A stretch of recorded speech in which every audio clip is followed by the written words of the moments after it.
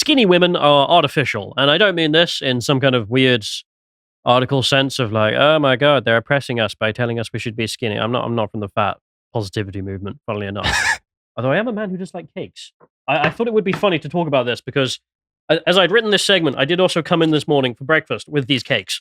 So I can't really cast stones. Anyway, point being that there's some data that's come out about skinny women and fat bastards like us. And, well, okay, me, right. So, which is that men, on average, no matter how rich they get, aren't going to change their eating habits and will stay as obese as they are, regardless of income bracket. The levels are about the same as well. But women, oh boy, they're fat when they're poor and they're skinny when they're rich. And it's a very big difference. And it turns out this is the only reason that there's that myth of like, oh, when you get richer, you lose weight. It's not the men, even slightly. The men don't care. It's literally just women losing weight when they get rich. And I thought we'd go through it because it's interesting. So we'll start off with something on lotuses.com being why feminist immigration policy will save the West, because it's true. That's all. Politicians listening, enact it. I'm sick. It's a good idea. Yeah. It would also bring obesity down, just saying. Follow the movement. But there's some UK stats, real quick, just to get a sense of how fat we all are, which is quite a bit, at least in the UK. We'll start off with this link here, being an NHS link, talking about obesity. They're saying here the majority of adults were overweight or obese. 67% of men, 60% of women. This includes 26% of men and 29% of women who are obese. So overweight and obese is that over 60%. Wow. So yeah. I mean, overweight could just mean, a little bit of padding. It's very different to obese. So it's quite a broad bracket. It's worth mentioning. To be fair, it's still not great. It's the BMI index the NHS is using for these statistics here. So, I mean, rugby players, there are problems with BMI, don't get me wrong, but for the general populace, it's pretty much true. I mean, I ran my numbers through it. I need to lose 3 kilograms and I'm not helping. So, there we are. But not great. I mean, we are the fattest country in Europe. Well, actually, I did a contemplations recently with Stelios, and childhood obesity is actually highest in Europe in Greece, then followed by, I think, Italy. That's amazing. So, yes, the hell are they doing? They're beating us. They've just got all the good food, haven't they? Like the Mediterranean countries, they have lovely food, and therefore it makes sense that they're getting fat. The kids are beating us now, but thankfully, us adults still on top. Yes. Fat bastards of Europe. But the United States, I mean, we're number one, of course, of the countries that are not like meme countries like Kuwait or something. But who cares about them? So in the United States, 82.3% of adults are overweight. Wow. This includes 42% who have obesity and 9.2% who have severe obesity, which is a category the NHS does not even measure. But in America, they do. The data here as well from this source is 6 years old, so it's going to be even worse. They're probably like 90% overweight now. Yeah, I don't think lockdowns necessarily helped people losing weight, did they? No. But UK, yes, fat. Breaking news. I'm glad to bring you such news. No way. My eyes never told me this information. But anyway, my point being, here's where the real things are. This is where it gets real, boys. Let me just I'm struggling with Jack again. I knew this would happen. You want to press it? There we are. All right. So here's the Economist article, The Economics of Thinness. Is it economically rational for ambitious women to try as hard as possible to be thin? I mean, if you want to lose weight. I think the whole conceptualization of women's weight strange. I know I'm a man, so, I don't necessarily want to be too judgmental, but I think emphasis on weight is a bit silly because you can be really healthy and put on muscle mass and weigh more than if you're overweight. But that's the thing. Women's relationship with weight is weird, of course, because they're not going to do that. It's the men who want to get strong. Being thin, I think, is a sort of better than being overweight, but it's not. You want to be physically fit. You want to be doing like cardiovascular exercise. You want to be doing things like, I don't know, running or CrossFit, cycling. Those are sort of exercises that will benefit women. I think the most preferred method for women in the gym is treadmill, from what I've seen. All the memes, it's like, time to go to the gym. Now I'll walk on a treadmill and I'll go home. Yeah. It's not actually a bad idea. I don't really see the point in going on a treadmill. I much prefer running about because it's more interesting. Like, you're not just standing in the same place. That's like the worst aspect of it. Yeah. But anyway, getting back to the news about thinness, because I'm not actually on the... It's annoying because, I mean, like, female articles about thinness and obesity are all dumb. They're all unbearable. We've been over this. This is how you end up with the fat positivity movement or like the heroin chic, where it looks ridiculous. And it's just a mess. It's just an absolute mess. So I'm kind of annoyed that when I use the term like thin or something, it has a bunch of connotations in it. But that's a whole other just whine I have. Let me read the thing before I get mad and go off on a rant. So, French lady here, whose name I can't pronounce, is a slim and successful woman. She was born in France and studied in Paris before working as an interpreter for the United Nations. She then worked in Champagne. This is like the most stereotypical French woman ever. Oh, yeah. She then went on to work in the champagne business, and in 1984 joined Venu Clinique, who cares, whose performance was at the time rather flat. She fizzed up the ranks and launched their American subsidiary. In 1991, she became the chief executive and ran it with great success. In her apartment overlooking downtown Manhattan, she offers a glass of water before quipping, "You know how much I love water." Speaking like a reptile. Yeah, I bet Mark Zuckerberg said that before. Yeah. I love water. She is correct. Drinking plenty of water is a key rule in, quote, French women don't get fat. Her best-selling book on how to lose weight and stay slim the French way. Cigarettes. Yeah, that's the rule too. In the book, she describes her discomfort when, as a teenager, she gained weight whilst spending a summer in America. Her uneasiness came to a head when she returned home to France, and her father, instead of rushing to hug her, tells her she looks, quote, like a sack of potatoes. A loving father. Sincerely. Because, I mean, well, she stopped looking like a sack of potatoes as a result. So I'm sort of annoyed at this whole, like, you can't tell fat women they look fat. Well, maybe they'll lose weight. Oh, what a horrible idea. Referring to your daughter as a sack of potatoes, but the first time you see her is a bit cruel, I must admit. I'm all for fat shaming, but I mean, at least be nice first. Well, I don't know. I think that there's some good in the world and being mean if you're a dad. And this whole incident did remind me of a funny meme, which is clip one. I wonder if we can play clip one just to enjoy. You don't have your... don't worry about it. It's just a dumb meme. Dad, Okay. am I ugly? What nonsense. Looking at you right now, you're the most beautiful girl in the world. Baba, am I ugly? Very much. I'm just saying, good parenting is out there. You can find it, but not here. All other conversation. Based Indian dad there.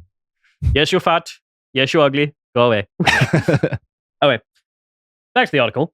She goes on a new diet plan, remembers her old French habits, lots of water, controlled portions, and moving regularly, and tips the scales back in her favor. As a successful woman who is willing to talk publicly about her appearance and her weight, I love that, like it's some kind of crowning achievement in the female world to talk about how fat you are. I suppose it is. Miss French is rare. Of course, no one wants to talk about it, she says. It is much easier to pretend it comes naturally. Successive waves of feminism have told smart women they should have emancipated themselves from vanity, as they have from domestic servitude and an existence defined by procreation. I mean, sounds like a cult when you lay out like that. Feminism. That sounds so weird, yeah. You're not really selling it, are you? Some cultist came to me and said I should live my life this... Okay. All right. You should have no vanity. Anyway. But as a woman greatly affected by a comment about her weight, she is not rare. Audrey Gordon, I don't know why when I read names I sound like an alien, but well. The co-host of Maintenance Phase, a podcast which unpicks the problems with modern weight loss and wellness, was told by a doctor that she was overweight at age 10. For some reason, this is laid out like it's a crime. No, he's your doctor. But especially if a child is overweight, that is kind of egregious because that's the parent's fault. So it's not even the child's fault. They shouldn't be held responsible for it. A child doesn't have a notion of responsible eating yet. This is why I don't really like female written articles about weight, because they're usually stuff like this where it's like, how dare you? And it's like, well, do you want to help the world? Anyway. So Roxane Gay, an American writer, describes the shock on her parents' faces when she returned home from her first boarding school. Age 13, weighing 30 pounds, around 14 kilograms more than she did when she went there. So, I mean, this sounds pretty normal. Yeah, I mean, everyone at some point in their childhood or adulthood has gone off, done a thing, got fat, came back to the parents, and they're gone. For me, it was doing a master's degree because it was really hard work and I didn't want to have to do lots of exercise because I was already working pretty much all hours of the day. And so I went home, got a bit fat, and my mum was just like, what on earth is going on here? You're spherical. Good mother. Go on, fat boy. But no, it was good because I didn't really care that much because, I'm a man. And I was just like, yeah, I am fat. And it's funny. You don't really notice, do you, until someone says to you, Jesus Christ. Well, I did notice because I'd look down and I'd see two chins. I mean, in the extreme sense. I mean, when your mum says to me, like, you know, you look like a circle, I mean, you sort of get the hint and go, oh, yeah, maybe I should do something. Mm-hmm. Anyway. Well, it helps kind of incentivize you by shaming you, doesn't it? But in the best possible sense. Like, I didn't think my mum was being mean. No. I didn't take it personally. In fact, I thought it was kind of funny. So these experiences are deeply personal, but also universal. At least in the rich world, they reflect pressure on women to look like the ideal. And this is where I know the copium is coming from this author. The ideal has changed over time. Renaissance nudes boast ample curves, but in more recent decades it has become defined by thinness. How many times have you heard this? In the 1980s in New York, it became the social X-ray, a term coined by Tom Wolfe in his novel Bonfire on the Vanities to describe women so slight they only existed in two dimensions. This morphed into the heroin chic in the ideal of London in the I can't be bothered. Sorry, I'm so bored of this, where it's like, oh, did you know back in the days women were fat and that was beautiful, and now it's skinny and that's... There's a whole way to cut through all of this is don't listen to other people. Just do what, you think is best. Do what men desire, I think, is actually a better way of doing this. Although, to be fair, there is a tendency to limit what men desire to. It's this one thing. And actually, there is a variety. By female authors who don't know what they're doing, or gay men who work in the fashion industry. Mm-hmm. I mean, we've been over this before. This lady, she's actually deleted her Twitter account now, which is kind of annoying, but I can't scroll too much because we'll find too many tits, I think. But we've been over the truth about female beauty. And she's an old lady who looked at it and tried to look through female articles and fashion and found that it was a waste of time. And then looked at what men wanted and then was like, oh, hang on a minute. This is actually more attractive and achievable than all this. I mean, look at this. Look at these two specimens over there. Well, that's the fashion industry. One on the left isn't bad at all. There's nothing really wrong with that. It's not the ideal, is the point. I don't know. I think it depends on who you're asking. I'm quite... That's your ideal. Not her specifically. This one is less attractive than... Are you serious? I don't know. Oh, come off it. Anyway, point being... You put me on the spot, that was all. This lady here, not in the fashion industry. Instead, she is not one of these people. These Is freaks. she a pornographer, is she? No. No? Just a woman on Instagram. Oh, right. Sorry, it's an easy mistake to make these days. But the point being, not thin, got some curves, thick thighs, save lives, and all that, and the other features, which I'm not allowed to talk about because I'll get in trouble again. Anyway, so back to the thingamabob. Because my point being, I can't be bothered to listen to this stock standard crap that you hear in every article about thinness or whatever. It's like, oh, it used to be the case we could be fat, and now we're being oppressed by being told to be skinny. Yeah, by who? It's fashion industry made up of gay men. You listen to them for? All right. So they ended off with today the perfect body is the weasel bod. I don't care. I'm not going to read it. Weasel body? What? Say you're really long and stretchy and you can fit through rabbit holes? What? Yeah, that's what men want. Have you ever seen pornography? It's all weasel bods. Anyway, you need the perfect body to clear a Vietnamese rat hole. That's what you need. The fiction that clever and ambitious women can measure their worth in the labor market on the basis of their intelligence or education need pay no attention to their figure. It is difficult to maintain that myth upon examination of the evidence of how weight interacts with wages or income. Wealthy people are thinner than poor countries, in such as America, Britain, Germany, and Asian countries such as South Korea, they write. That poor people are more likely to be overweight has often been explained by arguments that obesity in rich countries is a feature of poverty. Poor people may struggle to find affordable foods that are healthy. They may reach for processed or fast foods because they lack the time to prepare meals at home, or have less exercise because of low-wage jobs that often involve working long shifts and can be less flexible than those performed by the laptop class, or because low income is often a function of limited education, blah, blah, blah, blah, blah. Or maybe they're just lazy. Well, they didn't mention that bit. Maybe they're poor because they're not industrious, and that would also affect the fact that, that they're not exercising. We know you hate the poor. Only half a joke. But that's not a joke. Here's some graphs that confuse the world, at least this lady in question. And as you can see there, obese adults by income, there's France, which is the only real oddity, which is that men also lose weight as they get richer. The rest of the world, all bought and paid for, don't care. Women, however, do care. Because she goes on to say, the problem with all of these explanations is that the correlation between income and weight at the population level in advanced countries is almost entirely driven by women. Who'd have thought? I mean... And don't give a toss. Why would they? I'm richer. No, I can afford to get away with it. All of our wealth acquisition is just to expand our belly. That's all it is. Like beach masters, the SEAL class. In America and Italy, the relationship between income and weight or obesity is flat for men and a downward sloping trend for women. In South Korea, the correlation is positive for men, but this is more than offset by the sharp negative correlation for women. Because Asia. In France, the relationship slope generally is downwards for men, but the slope is much steeper for women. These kinds of patterns seem to hold across most rich countries that appear robust to various ways of measuring weight and obesity. In other words, rich women are much thinner than poor women, but rich men are about as fat as poor men. That should give pause to anyone who thinks that poverty can explain why people are overweight or obese. Yes. As men. I mean, I do. You know those stupid memes where it's like women, mundane thing, and then men, quirky thing? It is kind of true, though. Mm-hmm. It's just like the men are just like, I don't care. Gotta carry on. I think there is a certain, although I try not to embody this myself, the more mass, the more man, if you get what I mean. As in, the bigger the belly, the more of a man you are, which is some sort of... depends on the archetype, doesn't it? North FC, yes.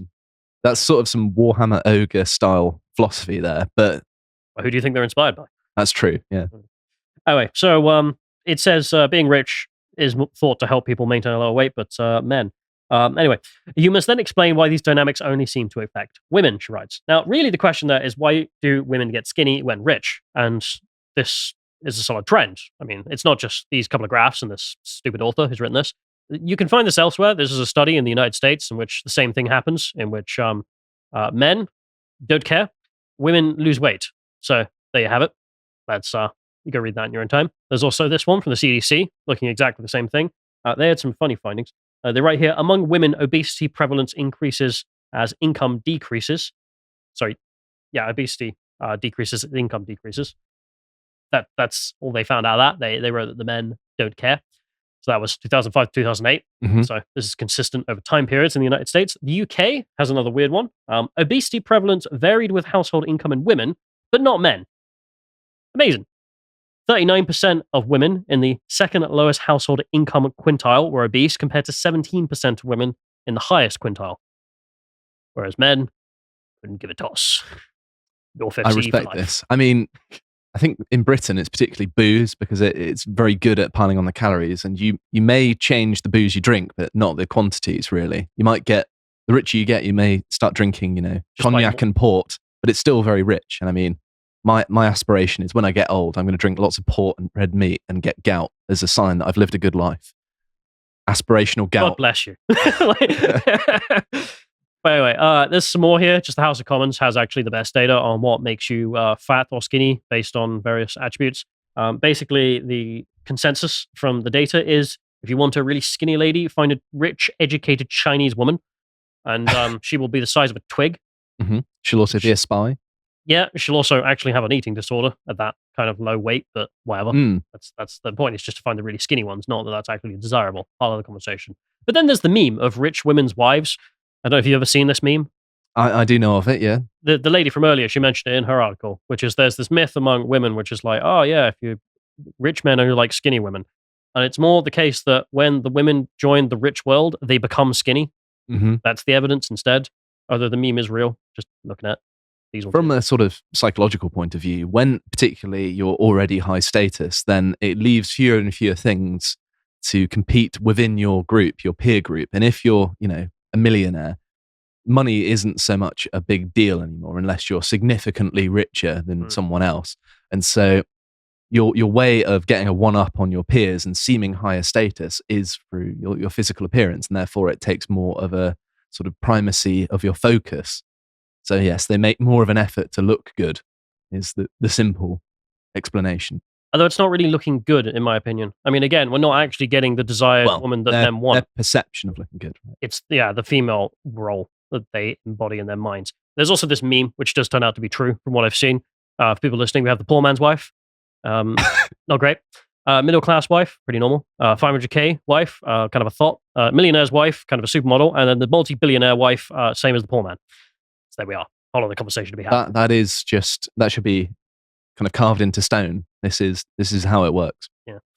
Anyway, getting back to this, because there's some more to end this off. They write on the question of why is it that when women get rich, they lose weight. This person goes on to argue that, well, I'm going to argue first my points, which is I think maybe when you get richer, what else is there to do exactly? Self-improvement general. And women don't have the greatest idea about what men actually want, so they do things like that. I mean, if you just are healthy, you can't really go too far wrong. Just eat well and exercise. That's the trick. That's all you need to do. But also, what is a rich woman exactly? Mm-hmm. When you actually think about it, it's not a 20-year-old. That's true, yeah. It's someone who's older, more competitive, and has achieved financial dominance. So, I mean, what else is there exactly to do with their lives? So, I'm not surprised that when they get rich, they're just like, maybe I should become a skinny chick. I'm saying, oh, yeah, great. That's glad I married you. Anyway, moving on. Because that's my bias. I mean, I've got some other observations, just I want to riff off. I don't know if you use Instagram. Do you use Instagram? Nope. All right, I used it for a brief period. Deleted my account. Can't stand it. I hated it. When I did have it, this was many years ago, so it's probably changed since then. But I got it when it was first about, because I'm into photography and stuff. I thought, oh, this is going to be good because it's not going to be like other social medias where everyone's fishing for attention. How wrong I was. It was just like, eventually it became people's food and asses. But it's all female orientated because the user base on Instagram is female, largely, compared to YouTube, for example, which is majority male, which is a bit weird for a video platform that's so large, but whatever. And I have a couple of bias points from my experience on there. I just wanted to list and see what people think, which is looking at women on Instagram, the women of Instagram. I think that they show an excessive interest or admiration of themselves and in their physical appearance. Well, here's a little bit of wisdom from me. If you're interested in dating someone, make sure to check their social media. If all their pictures are of themselves, this is especially true of women, they're probably a narcissist and you should avoid. And this has, been like a really good metric for me, helping like friends, just like check her social media. Are all of her pictures of herself or of other things? Like, if all of her pictures are just selfies, she's probably really narcissistic and you should avoid. Well, there we are. There's dating advice. You're going to start... no, whatever. I'm going to start kickboxing and buying Bugattis now. Anyway, the last observation I had is just they become sad when they have no company. There seems to be a running theme as well that you don't find in men in the same way. It's just like, oh, you're on your own? Great. Women, God, whole other response. Anyway, point being, well, those are obviously just narcissism and loneliness, but it seems to be the case. Well, this also has her own theories as to why women might be becoming skinny, which is she says that women do acting, so that might be it. That's a very French thing to say. Yeah. Not all women are actresses. 0.1% of the female workforce as well. So, yeah, that's a waste of time. She also says it perhaps might be the fact that women are nurses and nurses stand up on their feet for so long, which... This is like... Number one... Childlike analysis. Nurses aren't rich. Number two, compared to construction workers. Yeah, like... I'm not trying to be rude, but I'd much rather be a nurse for a day than a construction worker if I want to do less labor. Mm-hmm. I mean, also, look at some sort of middle-aged construction workers, and they are perfectly spherical. They've got a beer belly to be the envy of the world, some of them. And the last thing she argues is perhaps being thin helps women become rich. Doesn't make any sense. By your own data, they had to become rich and then get thin, because no one is born rich except, like, inheritance from daddy. Mm-hmm. So even in modeling, they're looking for fat models now because they're weird. So yeah, it doesn't really hold. Well, I'll end this off because she has some retarded expert on who comes on to say discrimination against fat women has not diminished as their numbers have risen. I like how they're talking about it like their numbers have risen. Like we talk about, I don't know, the Cattle. European swallow. Yeah. I mean, just think about that for a minute. The world's getting fatter. I thought discrimination against fatties would stop. No, obviously not, you moron. He says, we might expect a declining penalty due to the increase in percentage of overweight individuals. But no, the exact opposite. The rarer a skinny woman becomes, then the... Whatever. Yeah, he goes on to say, instead, the stigma against overweight people has grown in its number. It's almost doubled since 1980 to the 2000, he says. He suggests this may be because of the increasing rarity of thinness has led to a premium. Anyway, he goes on to argue that humans have no ability to control their weight. This is why I hate female articles. I'm sorry. You're completely powerless. The same stupid points. I don't have time for it, but goes on to argue that. And then also argues that shame doesn't work, even after giving us a load of skinny women who were shamed and then became skinny. And they're also whinging about the shame. So if it doesn't work, then what does it matter? So I stopped reading at this point because I think I've got all the information I can from this dumb journo, which is the graphs, frankly, were the best thing there, and the evidence that men don't care about getting fat no matter how rich they are, whereas the women are actually getting skinnier. That's the only real change in terms of income. But anyway, it's a pretty amazing fact, I think, that the obesity rate is de facto kind of defined by women in terms of how it changes when we look at richer groups. Whereas on a country basis, of course, it's just how much reading, which is the reason the UK and US are so damn fat. But hey ho, it's breakfast time. See you tomorrow. If you appreciated that segment from the podcast The Lotus Eaters, you can go to lotuseaters.com to get access to all the premium content that's on the site, such as the Brokenomics series, this episode on the economics of the USSR. If you'd like to find out what else is being put out, you can follow on Getter at lotuseaters_com on Getter. Thank you and goodbye.